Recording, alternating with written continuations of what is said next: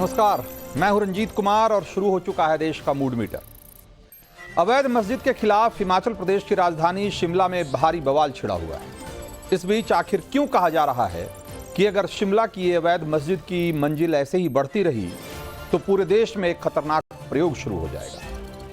और सवाल यह है कि आखिरकार वो कौन लोग हैं जो शिमला के मामले में को अयोध्या लेकर चले आए।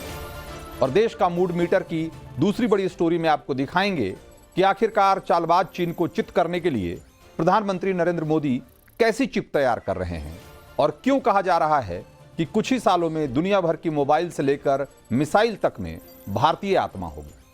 तो मूड मीटर की शुरुआत करते हैं शिमला की खबर के साथ।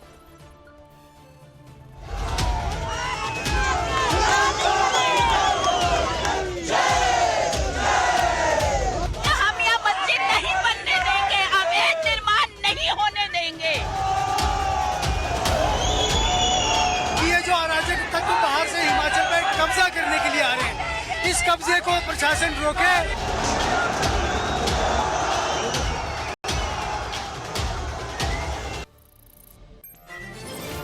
तो आज हिमाचल की राजधानी शिमला से आई तस्वीरें आपने देखी। शिमला के संजौली इलाके में सड़क पर उतरे स्थानीय हिंदू आबादी का गुस्सा आपने देखा। ये नाराजगी, ये गुस्सा किसी मस्जिद के खिलाफ नहीं बल्कि उस कट्टरपंथी प्रयोग के खिलाफ है जिसे हिंदुस्तान में हर हाल में कामयाब करने के लिए कट्टरपंथी इस्लामिक ताकतें पूरी ताकत से जुटी हुई। ये गुस्सा तुष्टीकरण के उस चोर रास्ते के खिलाफ है जिसके जरिए पहले खाली जमीनों, सरकारी जमीनों पर अवैध कब्जा किया जाता है, फिर वक्फ कानून की आड़ लेकर उसे जायज ठहरा दिया जाता है और अगर कभी उसके खिलाफ कार्रवाई की बात होती है तो इसे पूरे मुस्लिम समाज से जोड़कर ऐसे पेश किया जाता है कि देखो हिंदुस्तान में मुसलमानों पर कितना जुल्म हो रहा है। हिमाचल के संजौली में आज हुए हंगामे के पीछे की कहानी बिल्कुल यही है। विवाद संजौली के पौष इलाके में बना दी गई उस 5 मंजिला मस्जिद का है जिसे खुद हिमाचल सरकार के मंत्री अवैध बता चुके हैं, लेकिन मुस्लिम पक्ष इसे वक्फ की जमीन पर बनी मस्जिद बताने में जुटा हुआ और वहीं इसे तोड़ने की मांग कर रहे स्थानीय हिंदू ये सवाल उठा रहे हैं कि जिस संजौली में 99.99% आबादी हिंदुओं की है वहां अवैध मस्जिद का निर्माण होता देखकर भी पुलिस प्रशासन ने कैसे आंखें बंद करके रखी और किसके इशारे पर आंखें बंद कर ली गई। संजौली मस्जिद का विवाद और इसके पीछे की चालाकी समझनी है तो यह सवाल और इस सवाल का जवाब आपको ढूंढना पड़ेगा कि जिस इलाके में इक्का दुक्का मुस्लिम हो वहां 5 मंजिला मस्जिद क्यों बनाई गई और यह मस्जिद बनाने का मकसद क्या था। यह सवाल इसलिए भी चौंकाने वाला है क्योंकि दावा यह है कि जिस जमीन पर संजौली की मस्जिद बनी है वो सरकारी जमीन। इस विवाद को समझ जाएंगे तो आपको इस बात का भी जवाब मिल जाएगा कि क्यों हिंदुस्तान को नए वक्फ बिल की जरूरत है, क्यों नए वक्फ एक्ट की जो बात चल रही है वो इस हिंदुस्तान में बहुत बहुत जरूरी है। कैसे पुराने वक्फ कानून को कांग्रेस और उसके समर्थन वाली सरकारों ने इतनी बेलगाम ताकत दे दी है कि जिसकी इजाजत संविधान भी नहीं देता। खबर में आगे बढ़ने से पहले आपको संजौली मस्जिद को लेकर मुस्लिम का पक्ष क्या है यह भी बता देता हूं। मुस्लिम पक्ष यह कह रहा है कि संजौली की यह मस्जिद 1947 से पहले की है और वक्फ की जमीन पर बनी, इसलिए इस विवाद को गरमाने के बाद खुद शिमला प्रशासन ने इस जमीन को सरकारी जमीन बताया। शिमला प्रशासन के पास 1967 के कागजात हैं जो जमीन के मालिकाना हक पर हिमाचल वक्फ बोर्ड का दावा खारिज करते हैं। आपको बता दें कि मामला कोर्ट में है जिसमें पिछले 14 सालों से सुनवाई चल रही है और 40 से ज्यादा सुनवाई हो चुकी है। इस दौरान वहां बनी कच्ची मस्जिद को पक्का कर दिया गया, फिर उस पर धीरे धीरे मंजिलें बढ़ाते बढ़ाते उसे 5 मंजिला बना दिया गया और आज वो एक विशाल मस्जिद का रूप धारण कर चुकी है। शिमला के संजौली इलाके में रहने वाली हिंदू आबादी की नाराजगी इसी बात से। वो इस भरोसे में थे कि मामला स्थानीय कोर्ट में है तो प्रशासन मस्जिद के अवैध निर्माण को रोक देगा, हिंदू बहुल इलाके में अवैध तरीके से बनाई जा रही मस्जिद को हटाएगा। और जैसा कि आप जानते हैं कि जब भी किसी जमीन, किसी निर्माण को लेकर कोई विवाद होता है और विवाद कोर्ट में चला जाता है तो सबसे पहले स्टे ऑर्डर लगता है। सबसे पहले यह हो जाता है कि जहां तक निर्माण हुआ है उसके बाद आगे का निर्माण बंद कर दिया जाता है। लेकिन यहां 14 साल से यह मुकदमा चल रहा है कोर्ट में और मस्जिद के ऊपर मंजिल की मंजिल जुड़ती चली गई और एक विशाल मस्जिद बन गई। पानी जब सर से गुजरने लगा और प्रशासन आंखें मूंदे बैठा रहा तो स्थानीय हिंदुओं ने विरोध शुरू किया। 1 सितंबर और 5 सितंबर की तस्वीरें आपको याद होगी और एक बार वो तस्वीरें भी दिखानी चाहिए। जरा एक बार वो तस्वीर दिखाइए, 1 और 5 सितंबर की तस्वीरें, जिसके बाद हिमाचल की सुक्खू सरकार को 11 सितंबर यानी कि आज प्रदर्शन का अल्टीमेटम भेजा गया था। आज संजौली में सड़कों पर स्थानीय हिंदू उतरे तो उनके साथ क्या सलूक किया गया वो तस्वीरें भी हम आपको लगातार दिखा रहे हैं। और ये देखिए, ये हम 5 तस्वीरें आपको दिखा रहे हैं कि आज जो दिन भर जो प्रदर्शन चला उसमें क्या क्या हुआ। सुक्खू सरकार ने प्रदर्शन से एक रात पहले संजौली को छावनी में तब्दील कर दिया था। चप्पे चप्पे पर पुलिस और सुरक्षा बलों की तैनाती थी और जब स्थानीय हिंदू विरोध प्रदर्शन के लिए सड़क पर उतरे तो कहीं उन्हें बैरिकेड्स लगाकर रोका गया तो कहीं उन पर पानी की बौछार की गई और इस दौरान झड़प हुई तो उन पर लाठियां बरसाई गई। और इस कार्रवाई को शांति सौहार्द बनाए रखने का एक तरीका बताया गया। उधर मुस्लिम पक्ष ये कह रहा है कि स्थानीय हिंदुओं का प्रदर्शन उनकी धार्मिक स्वतंत्रता पर हमला है और उन्हें अदालत में घसीटने की धमकी दे रहा है। ऐसे में सवाल वही है कि क्या यह तेवर इसलिए है क्योंकि मौजूदा वक्फ कानून यह कहता है कि जिस जमीन पर वक्फ का दावा हो जाएगा वो जमीन उसकी हो जाएगी। जिस जमीन पर मस्जिद बन गई वो हमेशा हमेशा के लिए वक्फ की हो जाएगी और उसे अदालत में भी चुनौती नहीं दी जा सकती। उसे हमेशा हमेशा के लिए वक्फ की संपत्ति का दर्जा मिल जाएगा। संजौली की जनता क्या कह रही है उनकी जुबानी भी एक बार सुनिए तो आप और बेहतर तरीके से समझ पाएंगे कि आखिर उन्हें इस तरीके से बड़ी संख्या में सड़कों पर उतरने की जरूरत क्यों पड़ी। कि मैं स्टार्टिंग बचपन से शिमला में रही हूँ और यहाँ पे हमने देखा है जो पहले के मुसलमान लोग थे वो बहुत अच्छे थे, शांति प्रिय थे, लेकिन अब डे बाय डे यहाँ पे जो मुसलमानों की संख्या है वो बहुत ज्यादा बढ़ गई है और हम आते जाते तो उनकी नजरें बड़ी अजीब सी होती है। हमारे घर मस्जिद के पास ही है तो वहां से दिन रात चलते रहते मतलब हमें बाहर निकलने से पहले देखना पड़ता है कि गली खाली है या नहीं। मतलब काफी ज्यादा यहाँ पे शिमला में बहुत ज्यादा मुसलमानों की संख्या बढ़ गई है। कितने ऐसे लोग हैं जो रोजाना यहाँ पर घूमते फिरते हैं, हमें यही नहीं पता कि उनका असली चेहरा क्या है। मुझे नहीं लगता कि वर्तमान में हिमाचल प्रदेश में महिलाएं हमारे साथ है। यहाँ इतने छापे वाले, इतने बाहरी लोग आ गए हुए कि हम लोग अपने बच्चों के साथ सुरक्षित नहीं है। बच्चों के साथ इतना जैसे दिन रात बाहर निकलना है तो शाम के टाइम बाहर नहीं निकल सकते। बिल्कुल हम लोगों को डर लगता है क्योंकि जैसे जिस तरह से लव जिहाद चले हुए जवान बेटियां हैं, घर में जवान बच्चे हैं, उस तरह से तो हमें बिल्कुल भी नहीं लगता क्योंकि ये लोग बाहरी राज्य से आके इन्होंने बिल्कुल वो लव जिहाद का जो चलाया वो हिमाचल में भी चला दिया हुआ है। तो संजौली मस्जिद को लेकर बीजेपी सुक्खू सरकार पर तुष्टीकरण की सियासत करने का आरोप लगा रही है। हिमाचल के पूर्व सीएम जयराम ठाकुर ने विधानसभा में एक कहा है कि यह जन भावना का मामला है और इसे सुक्खू सरकार को गंभीरता से लेना चाहिए। इस पर जवाब क्या मिलता है एक बार वो भी आपको सुनना चाहिए। सरकार से मेरा इस बात के लिए विशेष तौर से आग्रह है कि अगर अनऑथराइज्ड कंस्ट्रक्शन है तो निश्चित रूप से प्रयास करिए कि इस काम का इस समस्या का समाधान जल्दी से हो सके। और जिस तरह से सरकार दबाव डाल करके कोशिश करने की फिराक में लग रही है, इस सारे मामले को रफा दफा करने की कोशिश कर रही है, वो उचित नहीं होगा। ये अवैध पाया जाता है तो निश्चित तौर से इसको डिमोलिश किया जाएगा। मगर हमें कानून की प्रक्रिया को सर्वश्रेष्ठ रखना है और कानून की प्रक्रिया से आगे चलना है। और मैं आपको ये विश्वास दिलाना चाहता हूँ कि हम चाहते हैं कि हिमाचल प्रदेश में शांति का माहौल बना रहे। तो जो सरकार के लोग आज जो ये कह रहे हैं कि वो चाहते हैं कि हिमाचल प्रदेश में शांति का माहौल बना रहे, उन्होंने 14 साल तक, लंबे समय तक मस्जिद के निर्माण, अवैध निर्माण नहीं कहिए, उससे अवैध निर्माण को अनदेखा करते रहे और उन्होंने वो स्थिति पैदा होने दी कि लोगों को आज सड़क पर उतरकर विरोध जताना पड़ रहा।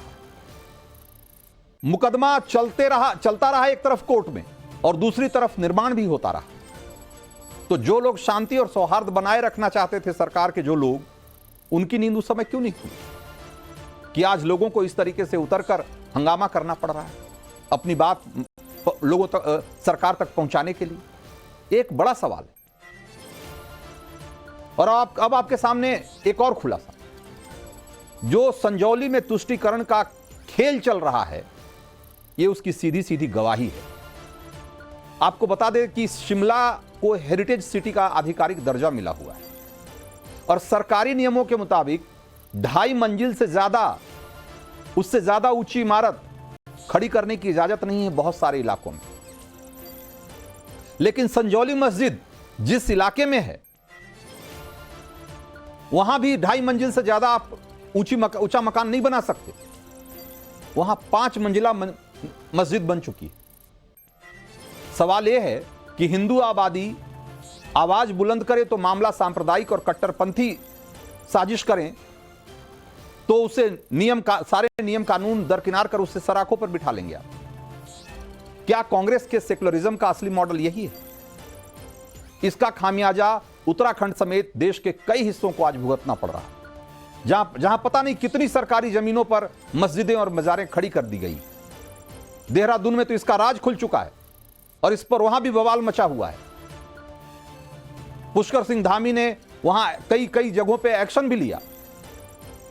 हिमाचल में वही सब करने की छूट इसलिए है क्योंकि कांग्रेस की सरकार है और कांग्रेस की सरकार में कोई अवैध मस्जिद गिरा दी जाए, ऐसा कैसे हो सकता है? अवैध है तो क्या हुआ, मस्जिद है। महत्वपूर्ण यह नहीं है कि अवैध है, वो महत्वपूर्ण यह है कि वो मस्जिद है। और तुष्टीकरण की सियासत इस बात की कतई इजाजत नहीं देती है कि किसी मस्जिद को गिराया जाए। मंदिर गिराए जा सकते हैं, मस्जिद नहीं। आपको यह भी बता दूं कि पिछले साल उत्तराखंड की धामी सरकार ने राज्य में 1000 से ज्यादा अवैध मजारों को चिन्हित किया था। वन विभाग या सरकार की जो दूसरी जमीनें हैं उस पर अवैध कब्जा करके जो बनाई गई थी मजारें, उनकी पहचान की गई, उनकी लिस्ट बनाई गई और उनमें से 450 से ज्यादा मजारों को सरकार ने ध्वस्त कर दिया। उत्तराखंड में मजार वाली साजिश हो या हिमाचल का संजौली मस्जिद विवाद, हम सबको उस चालाकी को समझने की जरूरत है जिसे कट्टरपंथी ताकतें खुलकर आज अंजाम दे रही, जिसमें खास मकसद से इलाकों को चुना जाता है। वहां मुस्लिम आबादी बढ़ाने की प्लानिंग होती है, अवैध घुसपैठियों को पनाह दी जाती है, जमीनों पर, खास करके सरकारी जमीनों पर कब्जा किया जाता है, रहने के नाम पर जमीनें खरीदी जाती हैं और फिर वहां धीरे से मस्जिद बना दी जाती है। दूसरे इलाकों से मुस्लिमों को नमाज पढ़ने के लिए बुलाया जाता है और फिर किस तरह के हालात पैदा हो जाते हैं, संजौली के लोगों की जुबान से हम आपको पहले ही सुनवा चुके। संजौली में जिस मस्जिद के अवैध निर्माण पर बवाल मचा हुआ है, उसकी कहानी भी कुछ ऐसी ही है। स्थानीय लोग बताते हैं कि कैसे कुछ दशक पहले सलीम खान नाम के शख्स ने संजौली में आकर दर्जी की दुकान खोली और फिर बाहरियों को बुलाकर वहां बसाता गया।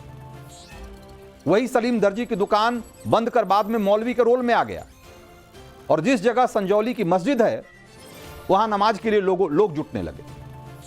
संजौली में अब जबकि मस्जिद के अवैध निर्माण का मुद्दा गर्मा गया है, केंद्रीय मंत्री गिरिराज सिंह क्या कह रहे हैं और उनका क्या बयान है, जरा एक बार सुनिए।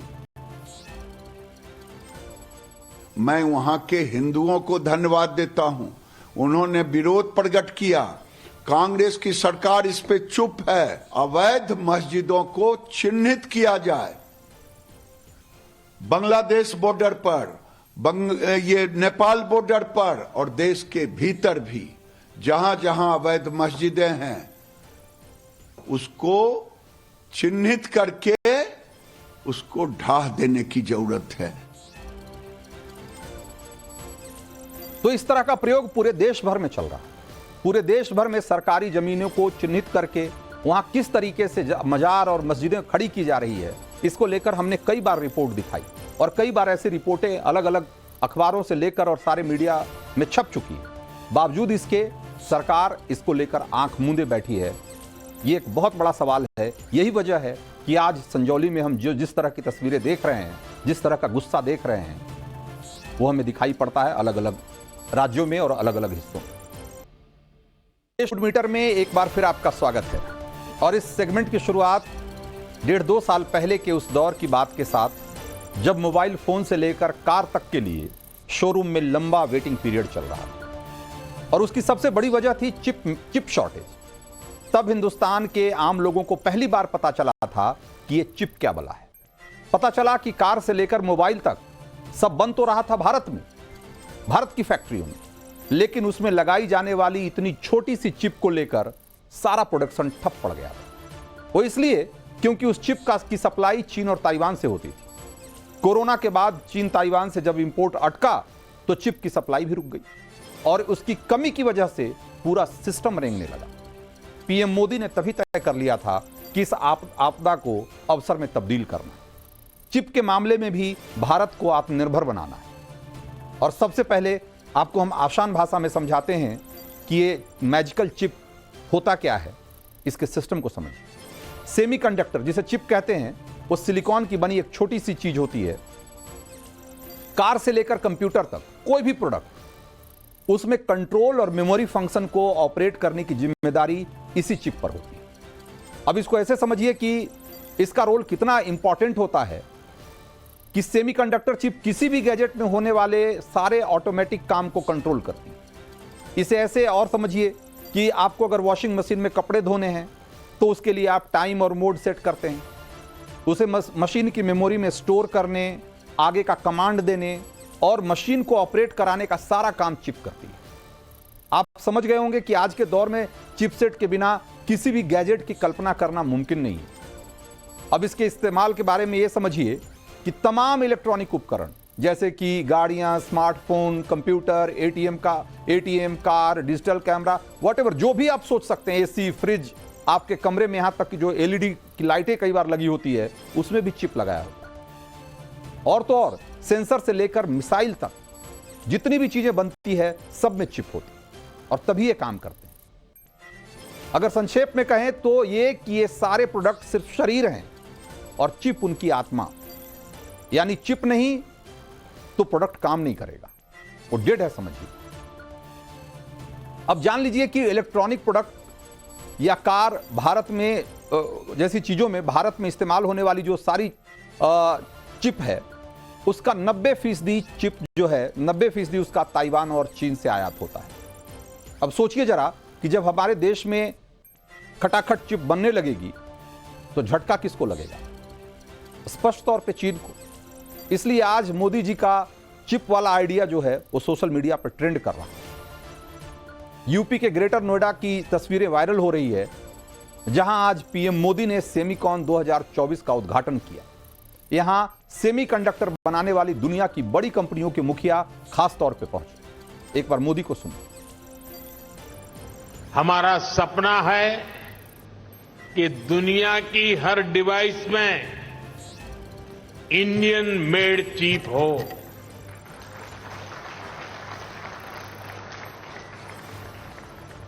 सेमीकंडक्टर पावर हाउस बनने के लिए जो भी जरूरी होगा भारत वो सब करने वाला है। और ऐसा नहीं है कि पीएम मोदी ने एक कार्यक्रम कर लिया और देश में सेमीकंडक्टर क्रांति शुरू हो गई है। भारत दुनिया का 8वां देश है जहां सेमीकंडक्टर को लेकर इतना बड़ा आयोजन हो रहा है, कॉन्फ्रेंस हो रहा है। पीएम मोदी इस फील्ड में भारत को आत्मनिर्भर बनाने के लिए पिछले 2 साल से जुटे हुए हैं। पूरी सरकार लगी हुई है और मिशन मोड में काम हो रहा है। और तभी गुजरात से लेकर असम तक सेमीकंडक्टर के प्लांट लग रहे हैं। पहला प्लांट गुजरात के धोलेरा में, दूसरा प्लांट गुजरात के सानंद में और तीसरा प्लांट असम के मोरीगांव में लगने वाला है। और यह भी हजारों हजार करोड़, मतलब 50-50 हजार करोड़, 90-90 हजार करोड़ का इन्वेस्टमेंट है एक एक प्लांट में। और कहा जा रहा है कि इससे 26,000 लोगों को तो सीधे सीधे रोजगार मिलेगा।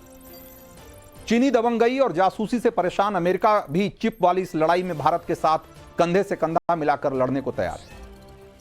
अमेरिका ने ग्लोबल सेमीकंडक्टर इकोसिस्टम को चीन के चंगुल से छुड़ाने के लिए भारत के साथ सहयोग और साझेदारी को आगे बढ़ाने की बात कही। अमेरिका भारत के साथ मिलकर जब दोनों चिप बनाएंगे तो सोरोस गैंग के जो चाचा हैं चीनी जिनपिंग, उनके मुंह पर एक तरीके का एक तमाचा होगा। इजराइल की एक बड़ी कंपनी है, वो भी भारत में सेमीकंडक्टर प्लांट लगाने का प्रपोजल दे चुकी है।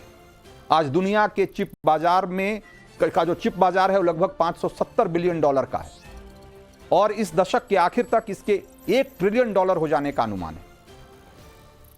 और आप भी जानते हैं कि पीएम मोदी भारत को $5 ट्रिलियन की इकोनॉमी बनाना चाहते हैं और ये बगैर चिप के या चिप के मामले में आत्मनिर्भर हुए बगैर ऐसा मुमकिन नहीं है। इसीलिए मोदी का फोकस है कि सेमीकंडक्टर क्रांति के जरिए वो भारत को चिप के मामले में आत्मनिर्भर बनाए। वो ताइवान जो दुनिया भर में इस्तेमाल होने वाले चिप का 50% बनाता है, वो भी मोदी का साथ दे रहा है। हालांकि चीन 24 घंटे ताइवान को हड़काता रहता है, लेकिन ताइवान भी चीन के विस्तारवाद से लड़ रहा है और हम भी लड़ रहे हैं। इसलिए ताइवान हिंदुस्तान भाई भाई वाला कॉन्सेप्ट काम कर रहा है। नेहरू के दौर का हिंदी चीनी भाई भाई तो जाने कब का फेल हो चुका है। आज आपको 2 तस्वीरें दिखा रहा हूं। लोकसभा में सदन के नेता यानी कि प्रधानमंत्री विदेश के दौरे पर थे, सिंगापुर गए थे, और लोकसभा में विपक्ष के नेता राहुल गांधी भी विदेश गए की यात्रा पर थे, यात्रा पर हैं, बल्कि अमेरिका में हैं। राहुल गांधी वाशिंगटन से हिंदुस्तान के लोकतंत्र को मजबूत करने का दम भर रहे हैं और साथ के साथ हिंदुस्तान में क्या कमियां हैं वो भी गिनाने में लगे हुए।